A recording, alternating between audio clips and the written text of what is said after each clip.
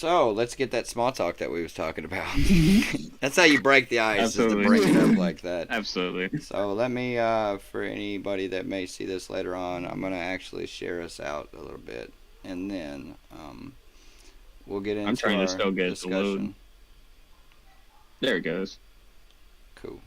And let's put this in a couple places. Kind of invite a few people to get in this chat. Share to a couple groups. I feel like California had a lot more practice tournaments before they went into the actual debut. There was like 3 or 4 in East Coast. I mean, be fair, if people read up on the rules, it shouldn't be as big of a deal. Most definitely. They just have the one in December, right? I don't know. I'm actually kind of distracted, so I didn't catch all of that. But So, wait, are you talking about the Shot Zone tournament coming up? Yeah, we're 19th. not gonna. Yeah, so we're not gonna have a lot of practice time before ours. Yeah, they got one in December and then roll with it. Roll with it, yeah. So it's definitely gonna be that. Reading. You're gonna have to be reading. There is no just pulling up to this tournament and kind of guessing at what you're gonna be able to do. You know what I mean? Mm-hmm. Like you're really gonna have to. And that's the only thing that we know at the moment, correct? Just Shot Zone. Just Shot Zone. So at this current moment, all I know for sure of. And then they'll probably announce stuff further down the road as far as their next steps. Yeah. Yeah, I ain't gonna play act like I knew any of that.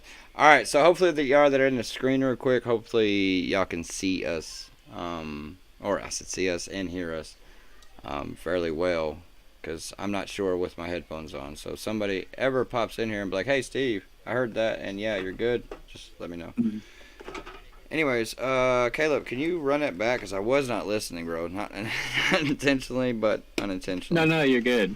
Well, like you said, we're just talking about a few things. I was thinking, I remember seeing a lot more posts that SCA was doing more practices to get people familiar with the format before they went into it.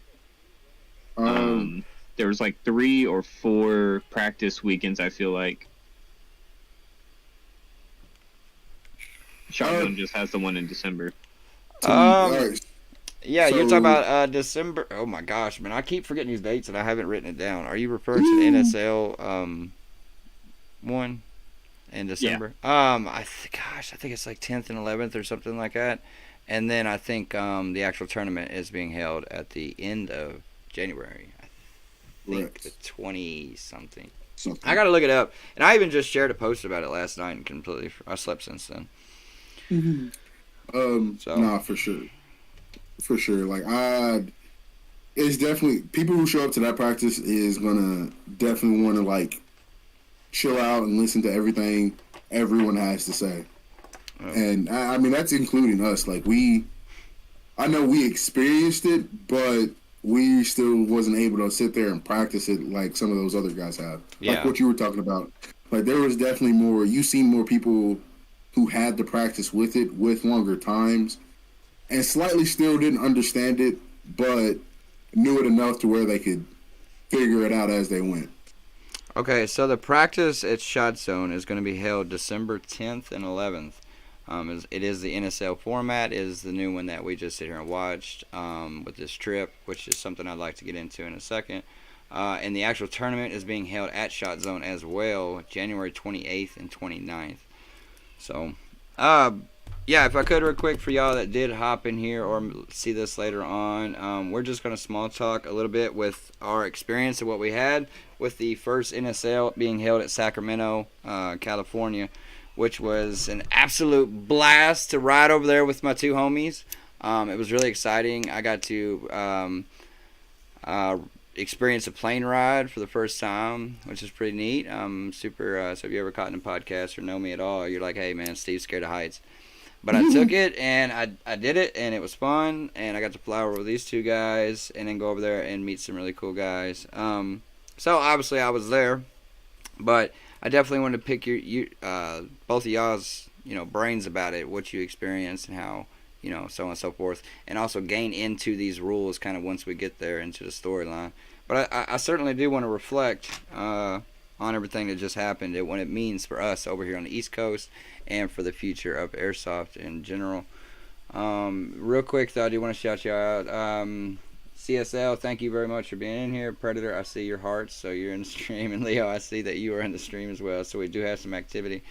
But yeah, man. So, bro, we went to Sacramento.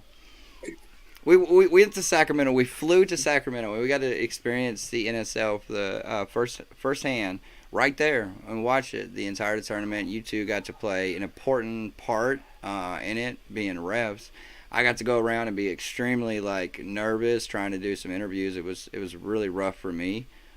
You did good though. But I think everything really well. I think everything come out pretty copacetic. I think everything went smooth. Big shout out to Monk Customs for bringing us this here, especially with the congratulations again to Team Monk, and congratulations to Monastery. Even though you took it in the second panel for it, it doesn't matter, man. It was an amazing turnout, amazing tournament. So yeah, man, y'all spit it at me, man. How was y'all's trip? Caleb, I'll let you go first. I had a blast. I mean, traveling was pretty smooth. That's not what anybody cares about, but the actual gameplay was phenomenal. I really enjoyed seeing specifically Monk and Monastery play. We know those guys, some of them were mixed, but they're from overseas regardless, and they tried to bring their format and how they play over as much as possible. And me and Leo kind of got a unique look at that. People had to watch from the sidelines, but I got to actually stand right behind them and see specifically what they are looking for and what they're listening to as far as call outs and how they're adjusting to the field as players shift into different spots. And I think that was one of my favorite things that I got to take away from, was standing right behind and looking exactly where these guys from overseas are shooting and how they're shooting. Also, reffing was a blast. It was really cool.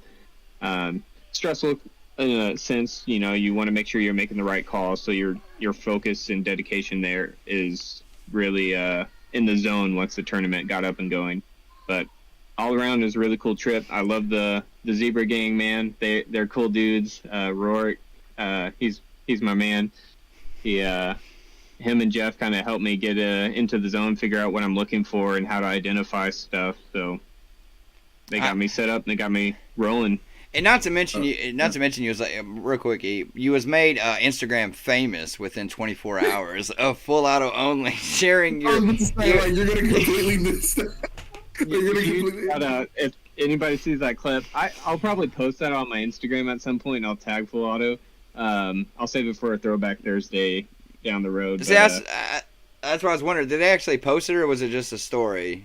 I think it was a story, but somebody sent it to me, so I have the raw clip. Okay, cool. So to anybody that didn't see it, it was me and Leo were standing behind a guy in the corner watching where he's shooting, and he decks a guy in the arm, and he tucks back inside. So it was just looking.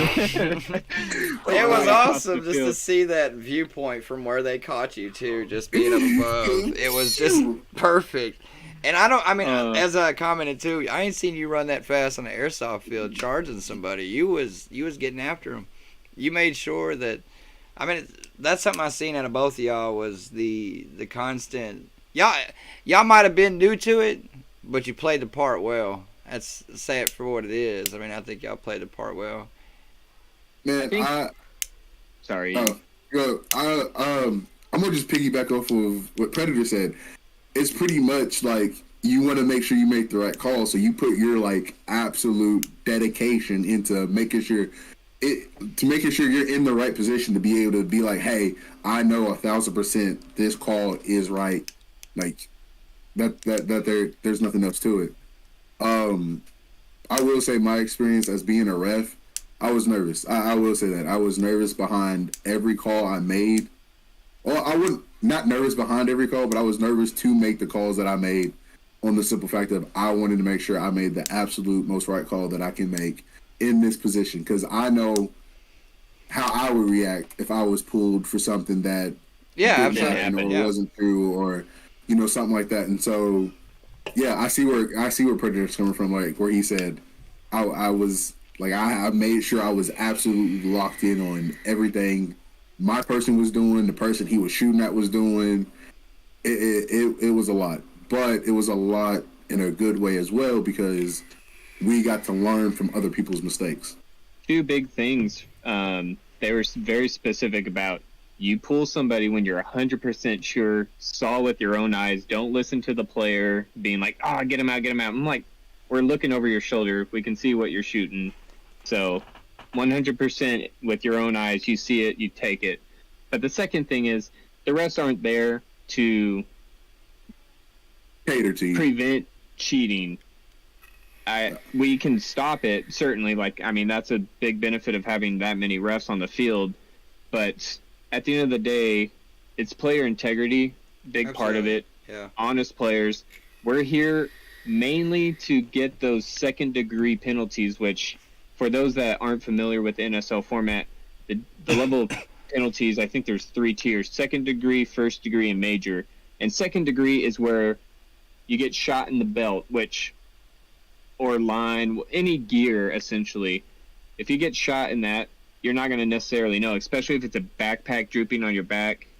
You're not going to feel it. So those are what I see the most important play in the game is to just be eyes on that, because those, you just get pulled for that round and you're out for the next round. It's not because you're a bad player and you're trying to shrug off hits. It's just you can't actually feel those hits. So yeah, absolutely. The first degree ones, those are intentional no calls to some degree, whether it's lower legs or something like that. And then the majors are like the headshot ones and bigger deal. Yeah, no calls. And real quick, y'all, I stuck the rules that can be downloaded for you to learn them, live them, love them. They are in the chat. I just posted it. Go download them, look over them. If you're over here near the East Coast or anything like that, this, shout out to y'all in Florida and Rhode Island and such, but let's see if you can make it to the practice in December. And I only say that because from what I experienced seeing, especially on the Friday night when we was in Sacramento, is it takes a minute to actually not only comprehend the game, this is new, so understanding the rules, but then everyone knows you kind of find the bugs within that, okay, I learned this is how I do this, who should I send here for what reason? What I seen was the quickness of, offense coming off, defense come on. It's being alert, being ready to go, because I've seen a few spots where, and remembering that flag is something I've seen a lot. Seems like a couple of guys would forget the flag, but if you're on offense and you don't have that flag, man, that horn ain't stopping. We ain't holding up the show for you. It's going to continue on. If you don't grab that flag, it's immediate game over. Snatch. Right? Snatch, yeah. I seen that a couple of times. Got to be cautious in that. And what I did see too, reading over the rules is, and I didn't even notice it Friday, and I'm guilty, or the whole weekend. I'm guilty of it. Is that you can't necessarily intentionally hide the flag from the other team on the other end. So you can kind of hide, but from my understanding or looking at the rules, you cannot hide the flag. Correct? All right. So to my under mags or something like that. You can tuck it into a corner, but you can't tuck it under the bunker or put it under a piece of equipment. Because a lot of guys, and this could change whenever they come over here, or a lot can change for now. But from what I could tell and what I could see, a lot of guys were trying to ball it up as much as they can and basically wrap their hand around it from the start-off wall. See, this is what I'm seeing. See, on the rules real quick on NSL's attacking team 3.2.1, it looks like about the 7th, 8th bullet point down. It says the flag may not be covered intentionally by gear or other objects to obscure it from the opponent team's view. It will result in an automatic snatch from the opposing team. So that's kind of interesting. There is what you're talking about there. So you cannot hide it. I need to identify who has it. Am I understanding that correctly? Because I mean, I didn't. So team, like, all right. So say you die, right? Right. And you have the flag. You can't drop the flag and pick it back up. No, and take all your empty mags and dump it over the flag to where they can't see it. I should be able to run over each bunker and easily be able to dot. All right, it's not here. Dot, it's not over here. I shouldn't have to move any mags to find the flag. Okay, so that's intentionally hiding it from. Okay, so that's not from breakout. No. Okay, that's yeah. what that's what I was kind of wondering. Go ahead. You can strategically leave if you know we are not getting this flag this round to the other side. You can intentionally place it in like one of the back bunkers in a corner and leave it there. It just can't be obscured by any equipment. Okay, so Taco said in your hand you can hide it. So, all right, that's a good, and that's something I was kind of wondering because something I even like to do as a player. I realize that because we're strategizing, we're looking on the other side and like, where do we think he's going? Where do we think he's going? Like try to pre-plan for that situation. So sometimes I've stayed down low to kind of get out of their view for a second and change direction and run off the other way when they thought I might be going this way. So that's the way I kind of looked at it, is being able to identify where that flag is. But if you can hide it, that's better. That's what I like a lot better. So you could bundle out, put it in your hand. But if you don't, drop it when you die. So it needs to at least be accessible,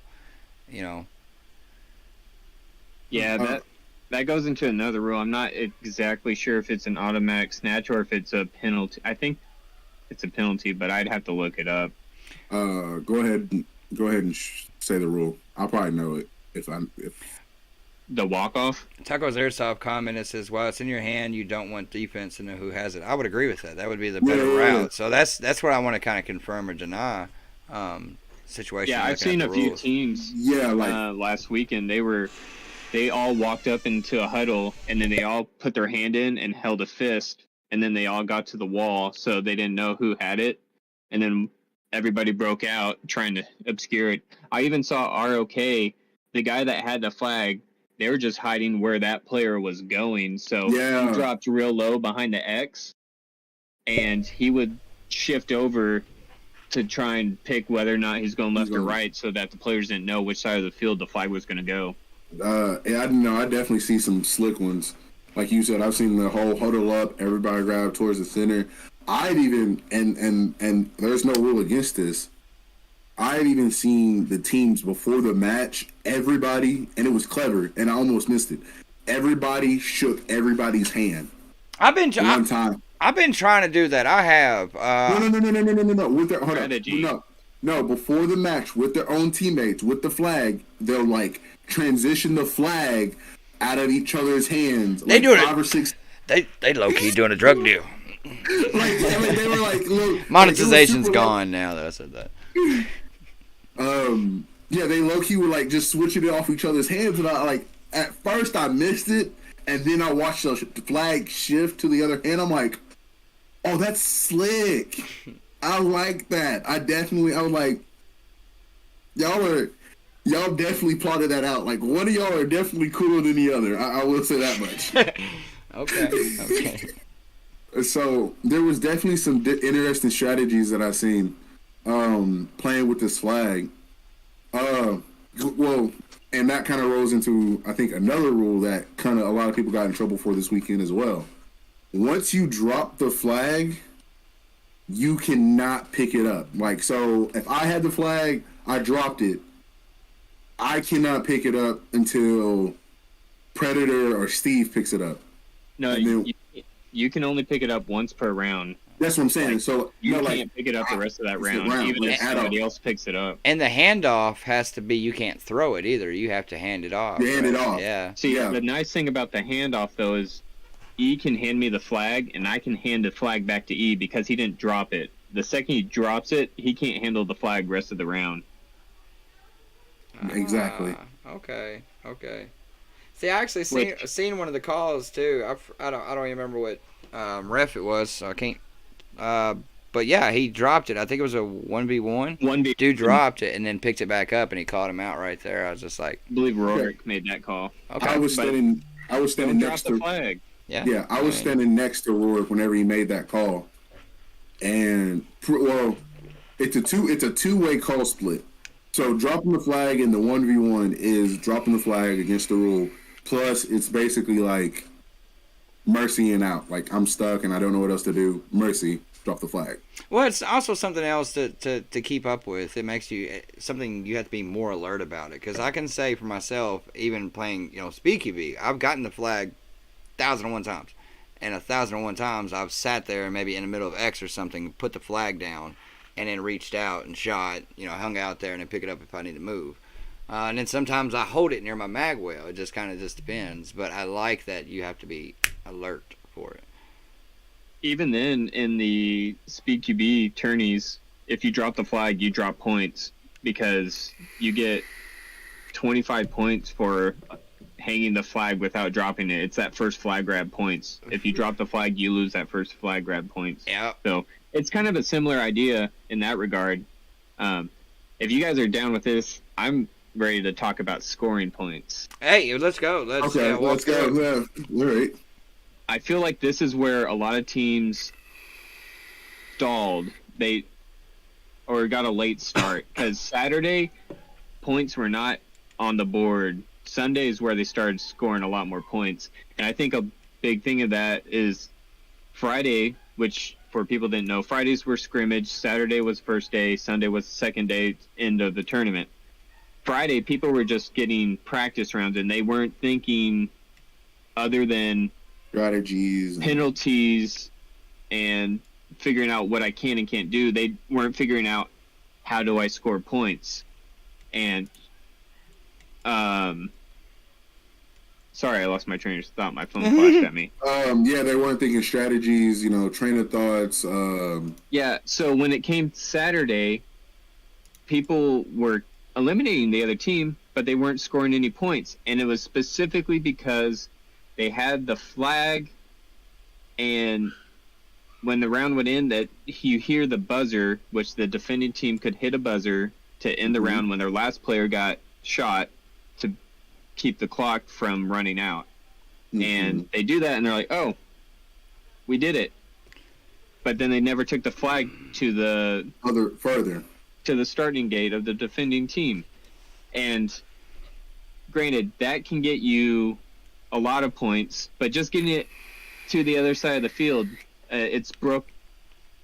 Probably should also talk about the scoring. But I was about to say, I'm gonna help the rest of y'all out real quick. He jumped a little further into it, but I'm gonna help y'all out. So in this situation, once you have the flag, there are 3 zones of gathering points: Zone 1, Zone 2, and Zone 3.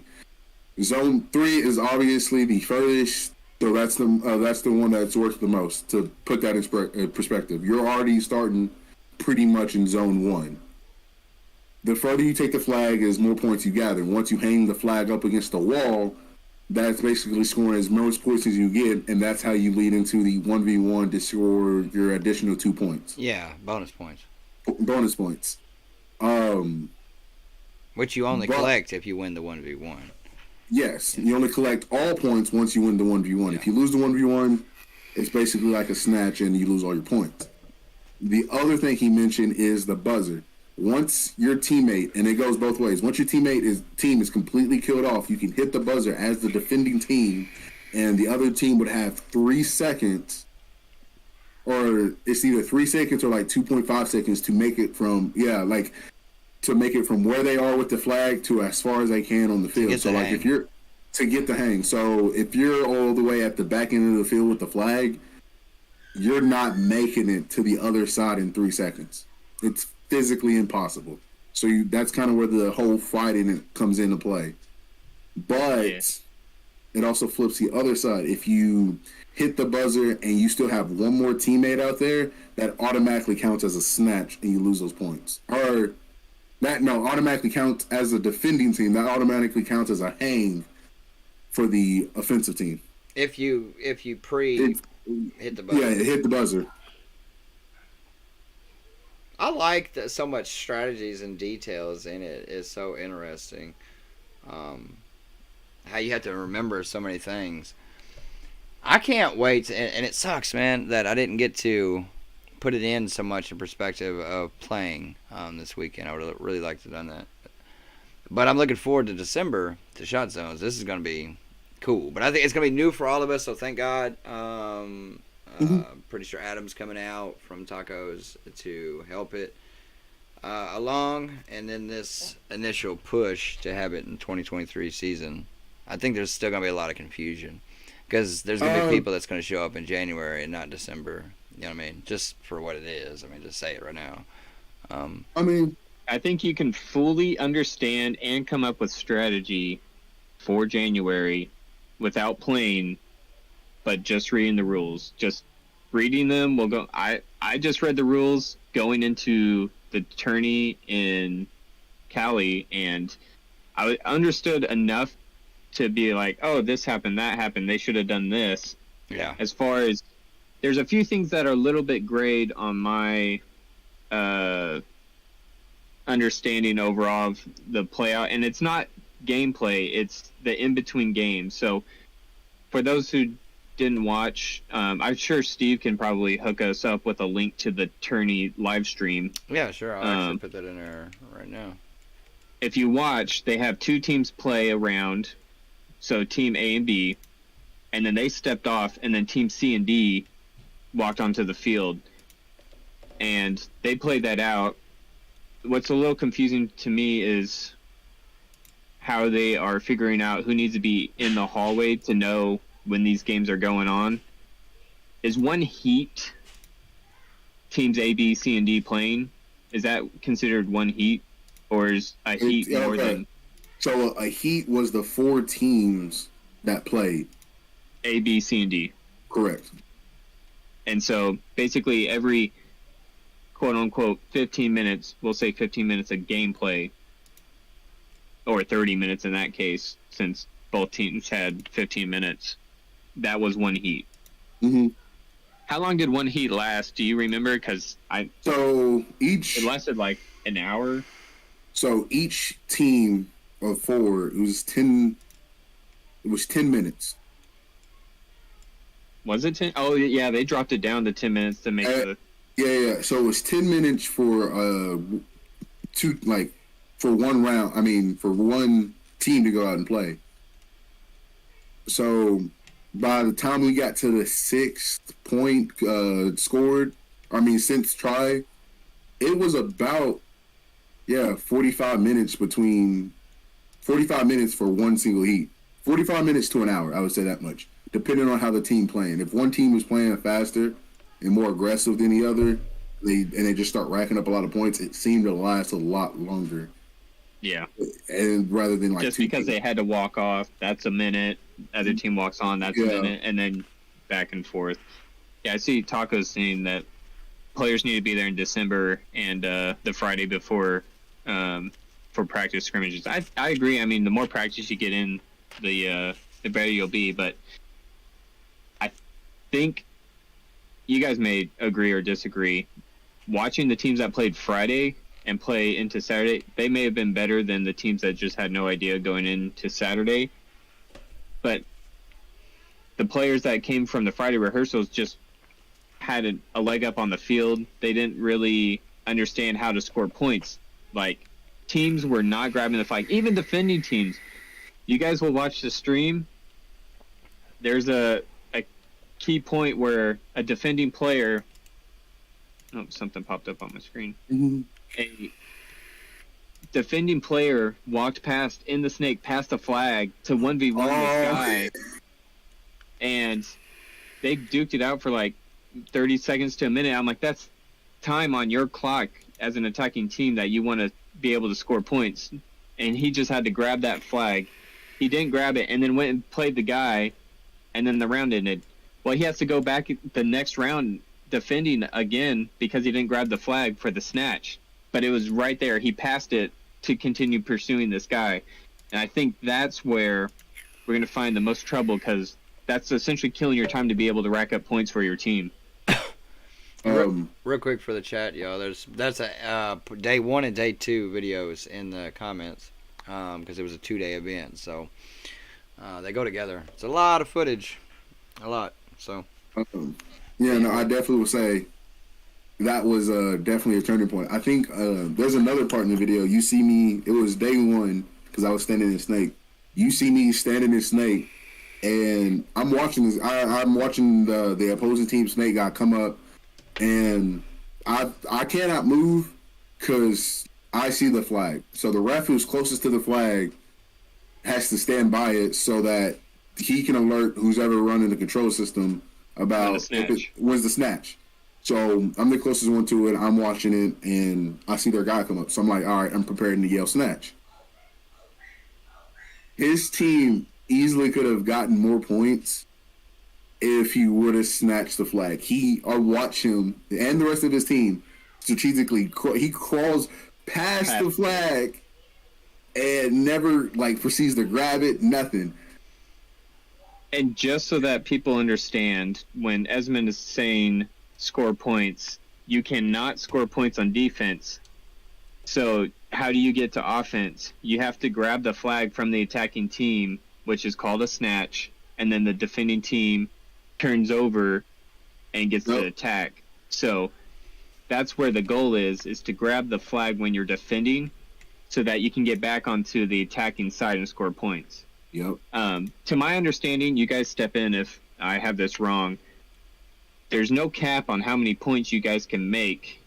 So you want to get to attacking team as quick as possible. So that first round, you want to get hunting, essentially. Just go hunt for the flag, grab it, and switch over so that you can get back to scoring again. You can do it in 3 tries, yeah. 3 tries. I don't think there's a cap because, they're collected towards the end. So the most wins with the most points and stuff like that, they're all collected towards the end. But sorry, go ahead. Now, I was about to say, now with the 10 minutes icing, and I'll pretty much base this off of day 1, Monks against Grubs. Shout out to Grubs. There's a little guy on that team that did phenomenal. Sweeney, man. And he won the junkie VIP. Yeah, so shout out to him. If y'all don't know who I'm talking about, go look up Grubs. There's a little bitty guy, purple beanie, and he does great. I see a lot of that team coming out and find traveling. This thing and put it in the chat. Dang, I lost my train of thought for a second. Mm-hmm. Oh yeah, the game against Monk and the Grubs, I would say on Monk's side was, I think, what you would call a perfectly played game. And the most points they had were 52 points in that game against Grubs. And Grubs, they took it, but they used it to learn and went from there. It's really cool because you watch them in the tournament, in the live stream. That could be pretty demoralizing for a team, but they're a young group and they're trying to stack up to see where they lay. And then I don't know who talked to them or said what, but they just flipped the switch and then they just started killing. I just dropped their thing in the chat. No, I definitely will say that, dude, yeah. So I'm not going to sugarcoat it. The teams that were there, and from what I can tell, those are basically the veteran teams that came out and played for sure on that field. And for Grubs to come out and play against not only the veterans, but the Monk Europe combined team that was there first round out the gate. Yeah. And keep on pushing through the tournament. Kudos to them because I can't think of a lot of younger teams. Oh yeah, I forgot to mention this entire team is basically teenagers and younger. So I meant to put that out there. These are all teenagers and younger, and they went against Monk combined team that had fives, junkie, Oh yeah, they was playing some real veterans. They were playing some real veterans, and they took it and took it well and kept playing on through the whole entire tournament. Let's talk a little bit about preparation work going into this. Here's some of my things that I think would help outside of the actual gameplay to help you get ready. A cooler with food and drinks, because you don't know when you're going to get away from the field. Obviously, you can probably provide some sort of food dispensary truck out at the place. He'll probably drop details on that, how that's going to work out. But being able to have like anything for yourself, just snacks, whatever, and water, Gatorade at any point, that's a huge plus. Also, I saw teams blow through HPA. So if you guys are ones that typically bring your own air canisters to the field, I'm talking these guys were going through like 6 or 7 scubas. It was ridiculous in one day, not over the whole tournament, one day, which is crazy. So if you're an air guy and you bring your own stuff, maybe borrow a few friends that aren't playing in the tournament's air so that you have a few more. What else? Tons of BBs. Tons of BBs. The thing I was going to bring up the most is if you know your gun. I will say they check your guns constantly on and off the field. Like, we don't... being a ref, they basically told us, we don't care if they played or not. They're going to get chronoed every time they come on the field, for sure. And that's nice, just because before every heat, for like 10 minutes, they are not leaving that tunnel. So they come in, they chrono their guns, then you're good for that match. Right. And there was guys, literally, it wasn't funny, but at the same time, I seen like, it was like, I don't know how to base this, because like I've watched it. I've chronoed the same guy throughout the entire tournament, like probably both days, to be honest with you. I honestly remember chronoing him both days, and he was playing with the same pistol setup every single time, and every single time he would shoot and play. And I'm not saying he was a cheater, because like he acted like as surprised as I was. Every time he played, it was like at a different set, like jewel limit every single time. I mean, well, the temperature coming in early in the morning too, at 8 in the morning. Yeah, there was a 20-30 degree difference, which makes it a lot harder to facilitate. That's just right. hard to follow. No, and that's what I'm saying. Like he, like every single time, like I think early in the morning, and I'll say that probably early in the morning. The first time I called him, he was probably like 8.4, 8. And keep in mind the jewel limit.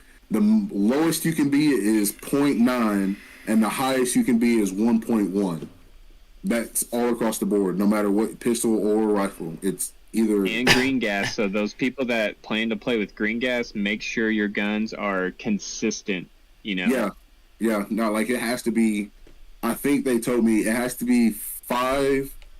If they mess, like if they go through and it doesn't clear, they have... The next time they test, it has to go 5 shots of consistently either above or below whatever they need to be. There was one guy with a pistol. Literally, I felt so bad for him.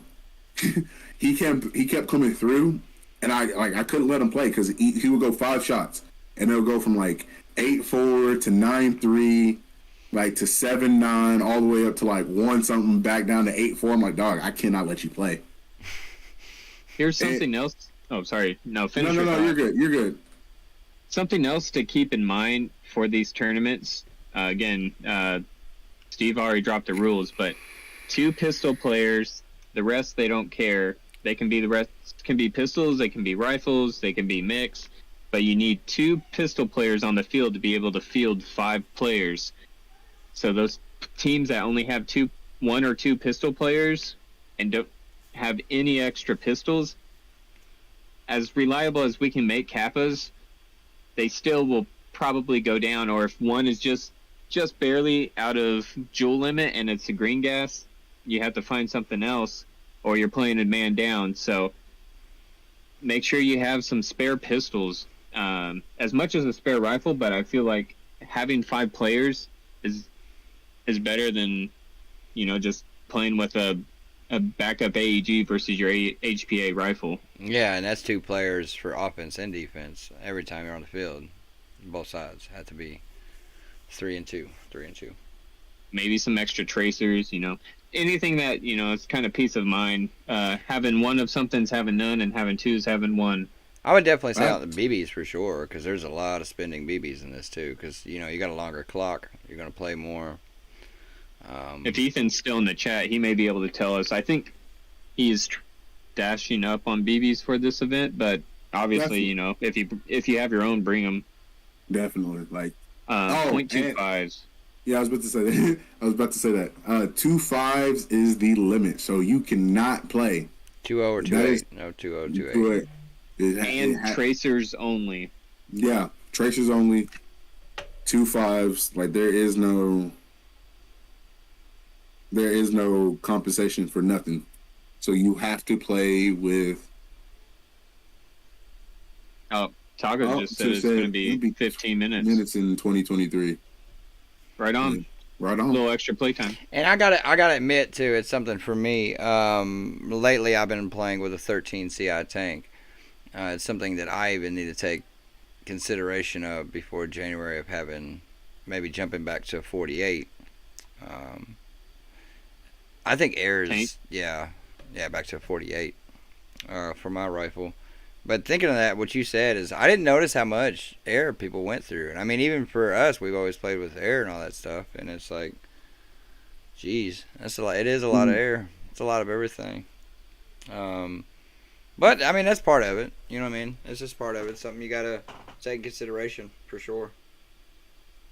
Oh yeah. I mean, obviously, the facility at Shot Zone does provide air, so you will be able to get air throughout the tourney. But keep in mind, though, if you guys are up and you're blowing through air and they're topping off the air, the match is going to go on without you. So That's right. If you maybe, and this is, dropping my own personal strats, pay for air for the facility all weekend long. And if you have your own scuba tank, bring it, fill off the facility's air. And then if they're backed up and you're up, then go fill off your own tank and then come back.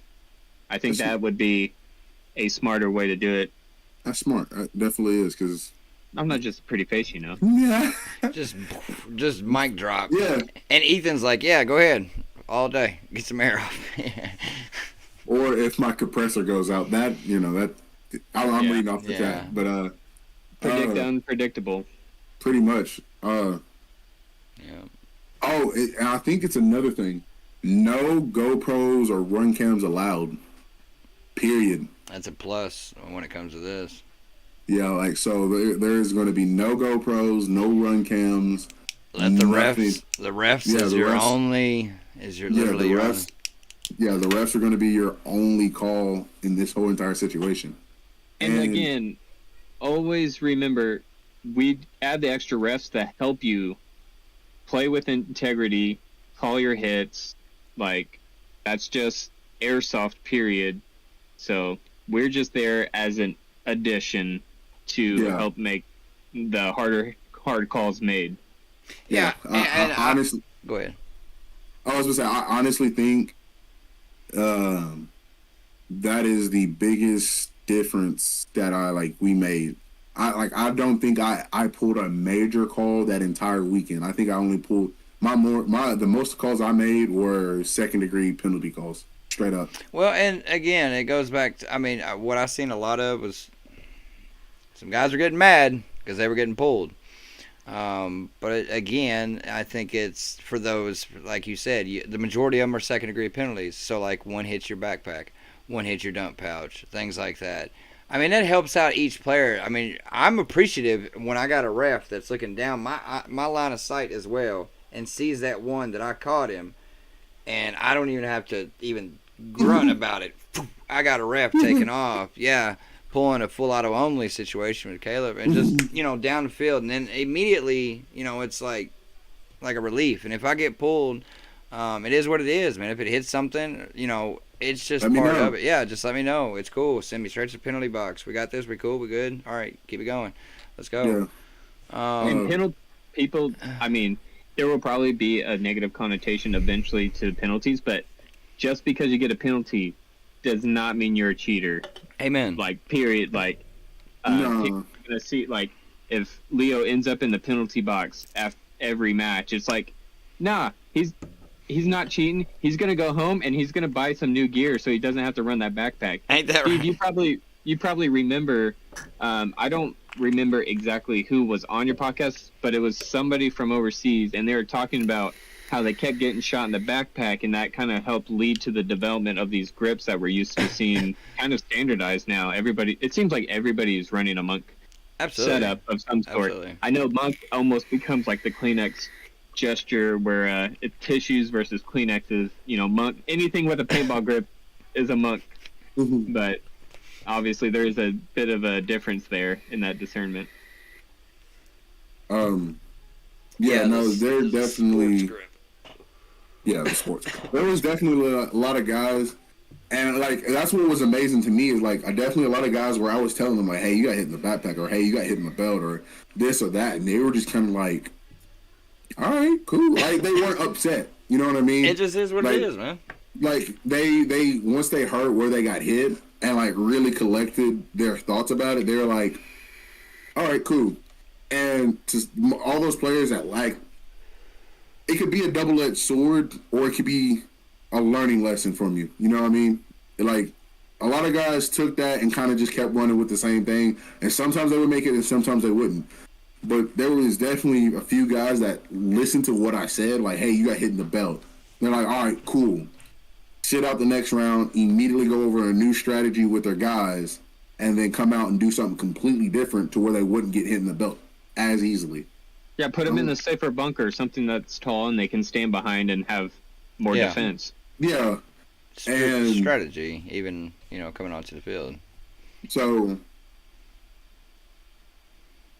yeah, we might be pulling you out, but that's also an opportunity for you to be like, all right, I got hit in the belt. Adjust. Either, let me take, instead of having like the 4+3, having the 3 in the back, let me take those 3 out, put them somewhere else. That way, it's smaller to my body, or make like it just there's 1,000 different things that you could do. Well, I agreed, and this is something. I mean, hell, since I've been playing, I've adjusted. There was a points I played with backpacks and things like that, and then like dump pouches, big dump pouches, all that stuff. I mean, especially coming from outdoor and eventually, playing SpeedQB, going to tournaments and stuff like that, learning. I mean, all of us do it. Now we're both running belts. We try to hide for the most part, keep everything slim, things like that. My pants, I even pull them up a little bit so it's not kicked over my shoe or anything like that. Just kind of, I think don't expose a lot. Go ahead. I'm running out of big points, but I feel like this is a really good one as well. People know my attire is the white dreads. If I were to, I'm not going to run them if I play in the NSL. If they were drooping and I took some shots to the dreads, I am out. Yeah. But that's also considered some sort of headshot. So that's immediately a first-degree penalty, which means I'm out. No, hold on.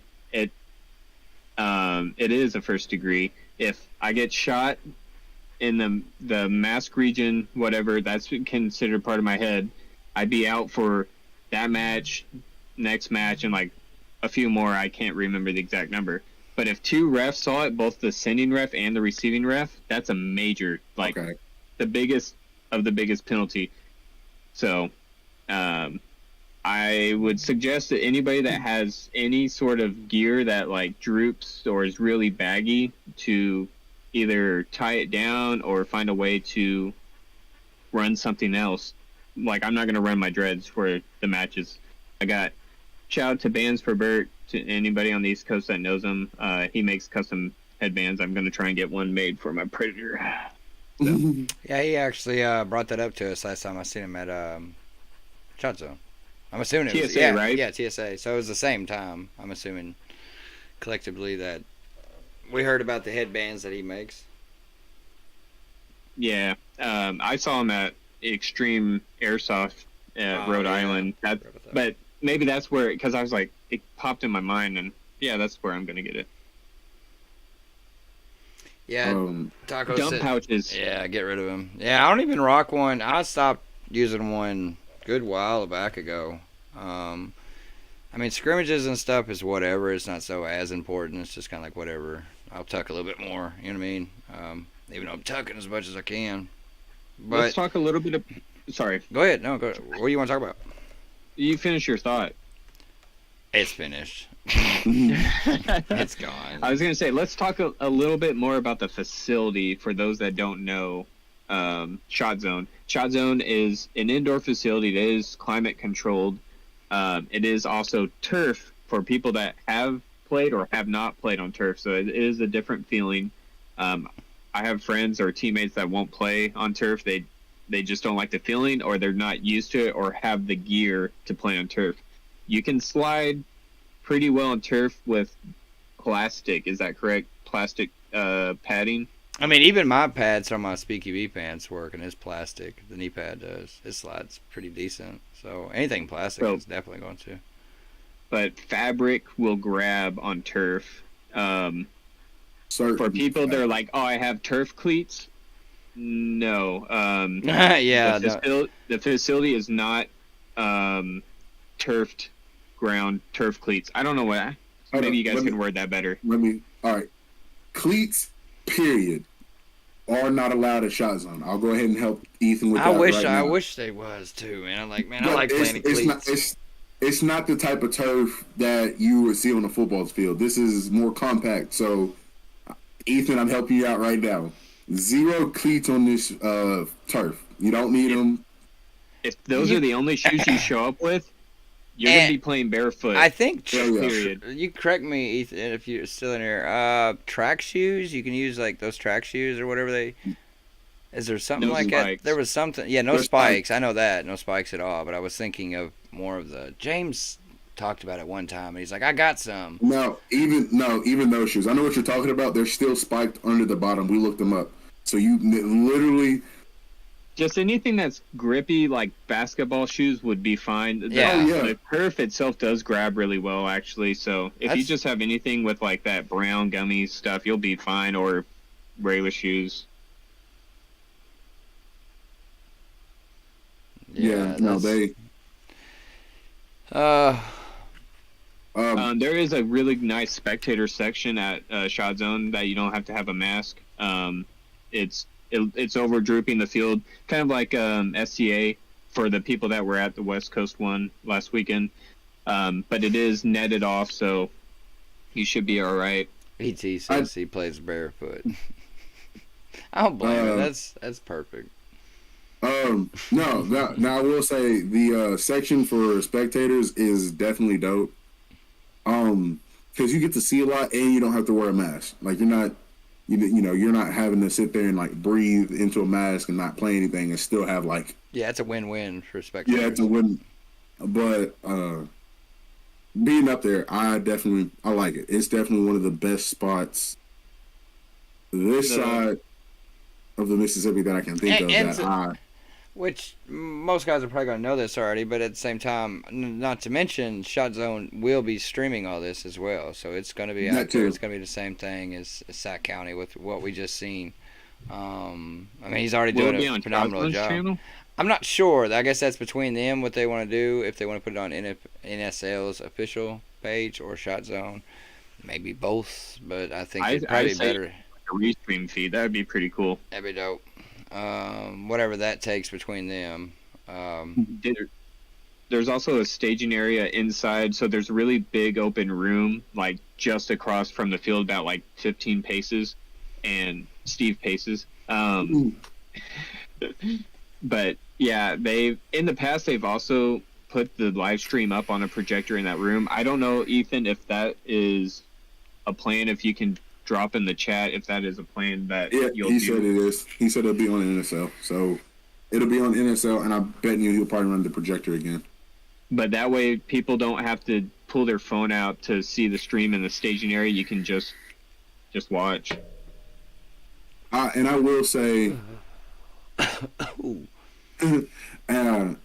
say that the staging area he has is basically it's big enough to where it housed how many teams? I think 10, 20 teams, 10. 15 teams at one point. And so it's a big enough space to where teams can spread out and not be right on top of each other. The staging area is pretty nice. Heard that. I'd agree with that completely. Yeah.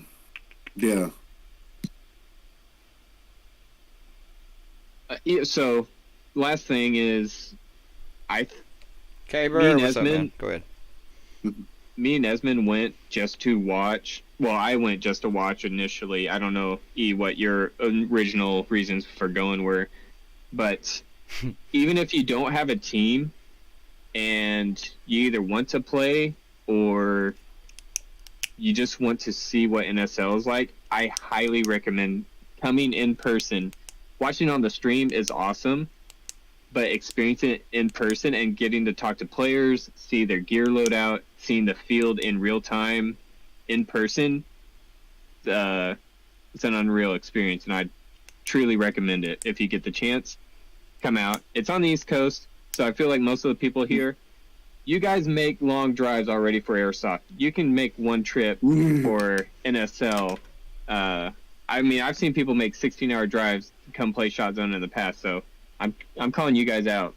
And I can't say it yet or anything like that, but I think maybe there's a chance that there may be some multiple areas in the future for, we do pretty good over here for Airsoft, in my opinion. I think we have from north to south to central to east, I mean, we have a lot of Airsoft, so we'll see what it'd be NSL cool. holds, you know what I mean? I'm just happy we got a place landed on West Coast and East Coast, so Almost definitely, I don't know how frequent these are going to be yet. I've not heard any announcements on that, so get here, see the first one, both from just seeing the NSL in person, but from a learning standpoint, this is going to be where people are at their roughest.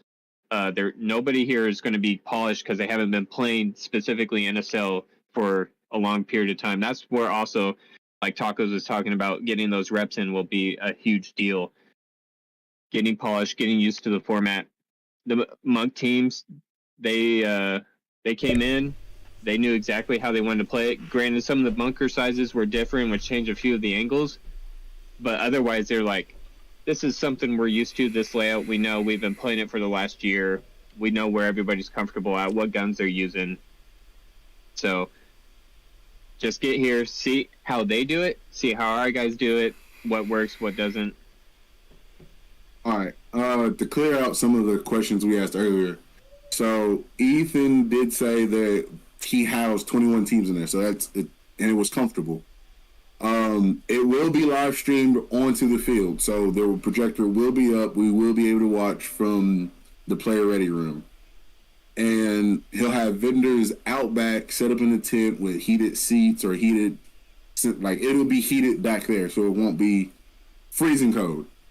And December 10th and 11th I'm assuming.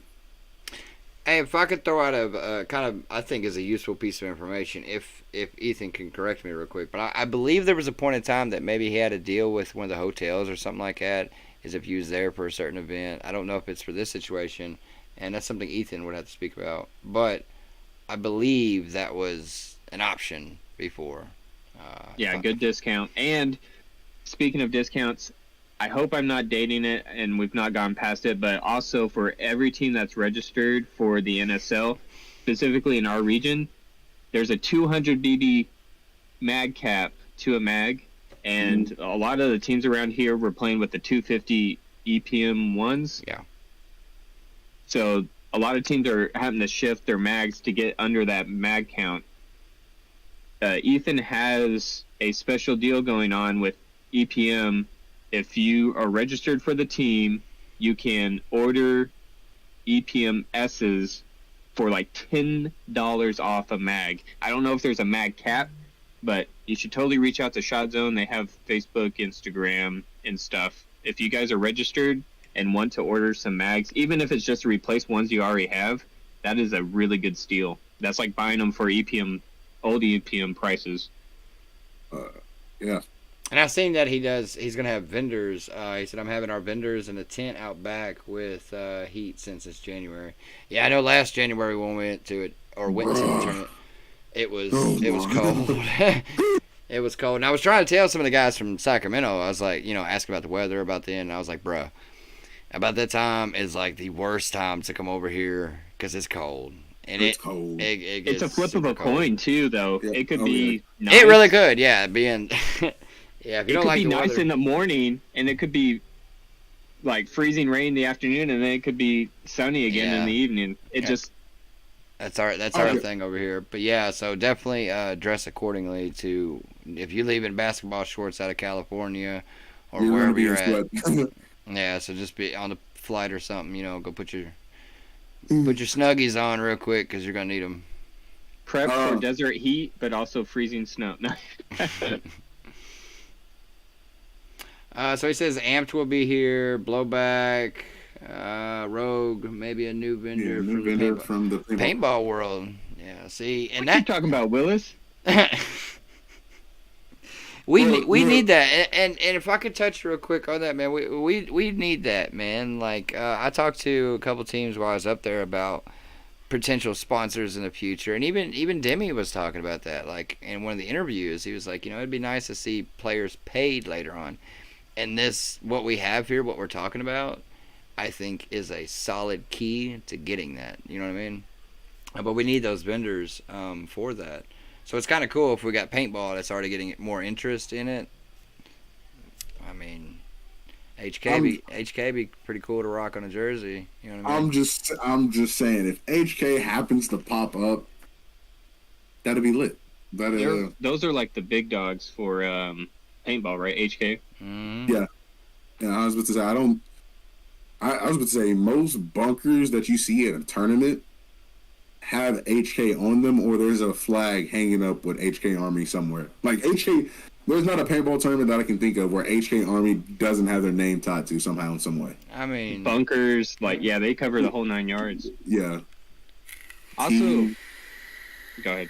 I was just thinking like teams. Yeah, like I was. Also, if you guys, I don't think it's been officially announced anywhere, but like November 19th, I'm officially becoming the voice for Shot Zone. So if you guys want to see some of the field layout, check Shot Zone's stream on YouTube. I'll be the commentator for the tourneys. NSL stuff, I don't know yet. That's not Ethan's say. Bird, if you're listening, or Kid Krupik, if you guys are needing a voice of the NSL in America, I'm gonna have to clip this out and post and like put it as an Instagram post and like share it. This right here. Do it, man, for sure. I'd love to, be the voice and the commentator for the sport. Obviously, commentating is not a lone gig, so I need a co-host or something.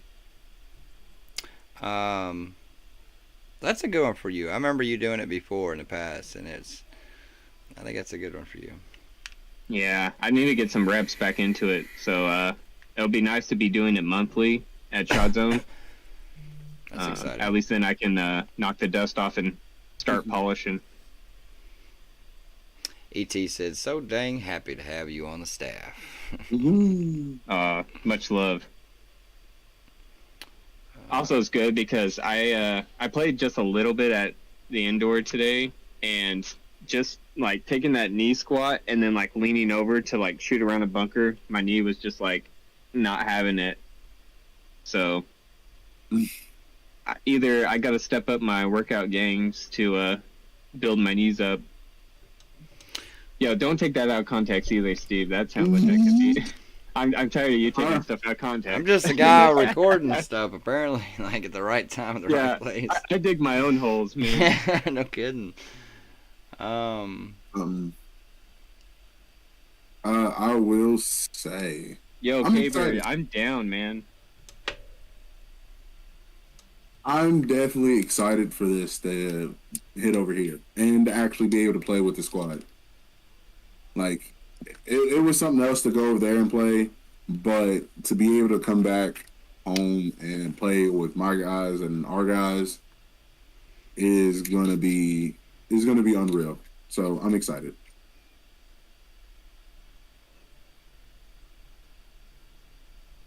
I think we Well, do you covered think it. we'll have another one of these podcasts closer to time, or maybe we can do one after the one in December and talk about what we've seen that people haven't figured out yet? Yeah, absolutely. I'd be game for that. I'd be game for that for sure. I'd definitely be game. I'll be playing in that, or I'll be playing that one. I don't know. We'll talk about stuff off. Mm. Caber and Predator epic commentary.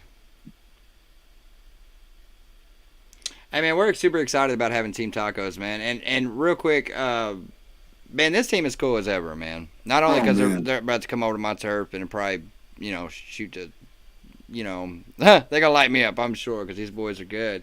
But man, they are cool people. I had the honor of doing an interview with them, and it ain't released yet that I know of.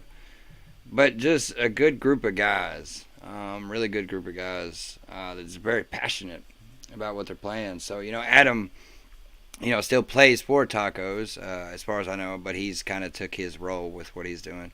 But overall, solid good team. Definitely shout that team out for sure. Yeah, love to the whole team, but Adam, Baby Goat, man, he drove us around. He picked us up from the airport and catered to us all weekend long. So much love, man. Big shout out for Adam for taking care of us for real. Yeah, because I felt like a child, and I said that too, like a kid swinging his feet, on the edge or something. It's just like, dang, man.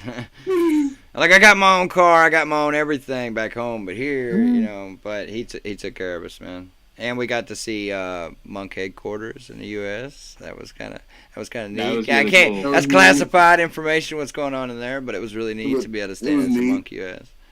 It was neat. Yeah, they have when you're leaving, they have one of those flashers. Just oh yeah, no, I totally don't remember it, but I do remember being able to show up. Yeah, that was cool.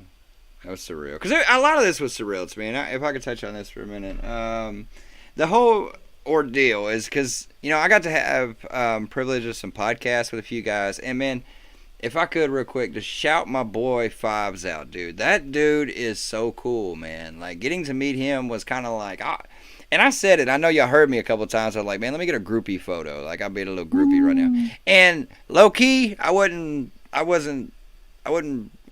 I was like, man, it's cool to meet some of these guys, man. It's cool to be in this scenario. I was very hyped about that. Meeting Bert was cool as ever. I got the privilege of talking to him a few times beforehand and then like on a podcast and such. But meeting people, that took it to a whole new level. And the time we left, it was some for real, sincere relationship, in my opinion, some bonds that were made over the week. And it's really cool to know people from different countries and aspects that kind of chime in. It's really neat. Can we talk about the huge dog here? The Spaniard.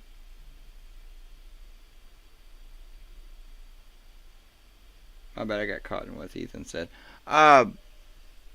Man, I don't know, bro. This whole thing has just been still kind of surreal to me. Vinny is probably one of the coolest guys I think I've ever met. That guy, he has such a big heart, man. He's just a genuine person. And that's the guy I gave my jersey to. I was man, I want you to have this, bro. Like, take this, man. How does he get up also like 6 a.m, drive an hour, and then meet us, and then he's just like full of life and energy to the second we leave? Yeah, absolutely. I don't know. Like Vinny is definitely built different, as we say, because he was always ready for the day as soon as we seen him by like early in the morning. So Vinny, if you're listening, shout out to you. Can't wait to see you again. Can't wait to be around you again and just live off your energy. I got his patch on my wall. I'll put a thing on my story and tag him when I get home. But my patch wall's filling up, and I'm like so stoked. I got Tacos and Vinny right there. Yeah, that's it. I was rocking him today. Talk about a solid patch too. But yeah, he's a solid dope dude, man. I was really, like I said, I was really happy to meet Fives. I was like, he's a good dude. Talking to him and then having a couple podcasts with him was just really neat. But yeah, I think I appreciate all y'all that's been in this little stream. for the last little bit. I know I didn't announce that this was coming or anything like that. My podcast situations are kind of, I'm holding back. I'm trying to make a new change in the world for what you see as my world. So it's going to take me a little bit of time. But I know what you're talking about. 2023 is definitely going to come out swinging. I'm going to at least try to, even if I only have one of y'all in here with me to talk. It's cool. But yeah, December for sure. After. Yeah, we'll set some stuff up to maybe do something right after the tournament there, or maybe right before and after, or something like that. But yeah, I appreciate all of y'all's help that's in here. ET, I appreciate you. Tacos, I always appreciate y'all. Thank you very much for the conversation and the chats with us. I really do. Caber, I look forward to meeting you as well. I believe we're probably going to run into you. We're so close. We were like, ah. Yeah, so it's going to be a pleasure. But beyond all that, I really do appreciate y'all. I appreciate both of you guys. You know I do. Of course. For everything. But if y'all want to say anything, then we'll wrap this up if you want. I will say I will not be having my podcast since we already pretty much went over it all over here. I will not be having one the 9th. I'll most likely drop my new video the 9th instead. So be out looking for that. There's definitely something in there that everybody's gonna want to know about. So look out for that and be ready. Hey, I do not have a podcast, nor. But you'll be back. I participate on other people's podcasts. That's how I get by. Yeah, like a mercenary. Like we hire like a hired man. But we are looking forward to. We are definitely looking forward to hearing new commentary at Shot Zone from now on. Get to hear you pretty much. Oh yeah, that's super exciting. But yeah, Caleb, if you ain't got no, or if you want to say anything to them, if not, then we will wrap this up and I'll catch them on the next one. Much love, guys. Thanks for tuning in, and I'm looking forward to seeing you guys in January. Bring your patches. I am a patch collector. I want everybody's team patch. I'll have a new stock of my own patches by then, so come up to me. I'll trade a patch for a patch. Like trading cards. Catch you on the next one.